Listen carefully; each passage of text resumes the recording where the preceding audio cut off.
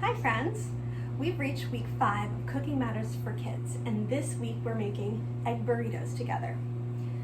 For my ingredients today, I have eggs, of course, black beans, garlic, salt, pepper, and cumin, whole wheat tortillas, shredded cheddar cheese, and a bell pepper and green onions. Green onions are also called scallions.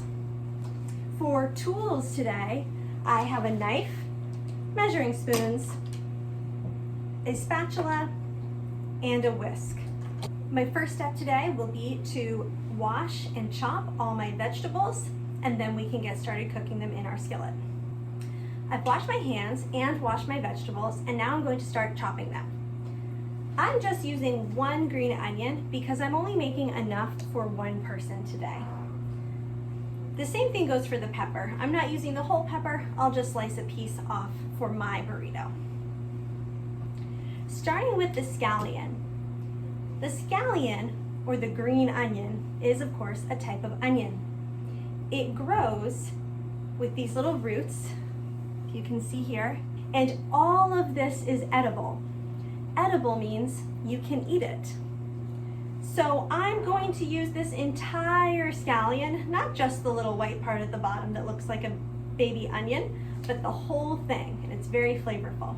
So using our claw and gripping the knife like we've learned, I'm going to run my knife through the scallion and chop it into little pieces.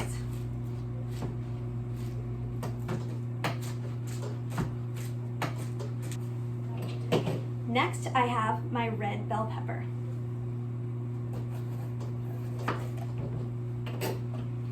I'm just using a small piece, again, because I only need enough for one burrito. So remember, just like other weeks, I'm slicing this into long strips using my claw.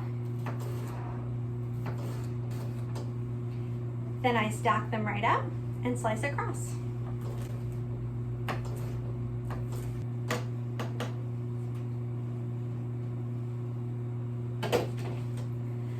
Here's my red pepper and my scallions.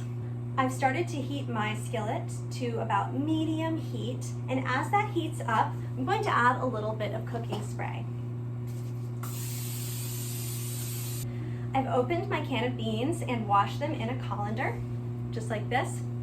And once again, I'm not using the entire can, I'm just going to take out a few spoonfuls, and that should be plenty. So now that this feels hot enough, I'm going to start adding my vegetables. So we're adding the pepper, onion, beans, and the garlic. I'm using pre-minced garlic because that's what I had in my refrigerator. Makes it a little bit easier. Just taking a little bit, I'm only using a 1/4 teaspoon. Your recipe tells you to use 1 whole clove, so this is about a 1/4 of a clove.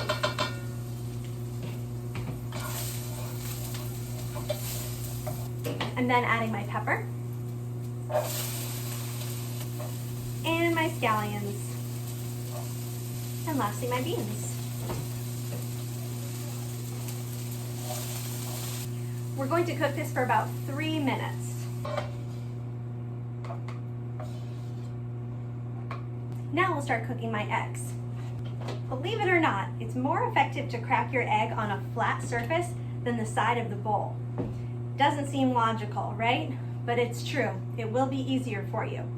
With a nice firm crack on the table, I can crack the egg, break it in 2, and it will drop right in my bowl. If you've never cracked eggs before, you might get a few shells in your egg mixture. That's okay. That always happens when you're first learning. You can use a spoon, or sometimes you can even just use your fingers if you need to take that out of the bowl. Make sure to ask Mom and Dad for help with this step because we never ever want to eat raw egg. Raw egg can get us sick, so if you get it on your fingers, make sure you wash your hands really well before you put your hands anywhere near your mouth. Now I'm going to whisk my eggs. You can also use a fork, but I'm using a whisk today. I've restarted my skillet on medium heat, and I'm adding a little cooking oil once again. The cooking oil makes sure that the food doesn't stick to the pan, and it also helps it cook. Now that it's hot, I'm going to add my egg mixture to my skillet. I forgot to add these spices to my vegetables, but it doesn't really matter. So I'm gonna add just a little bit of cumin to the egg and a little salt and pepper.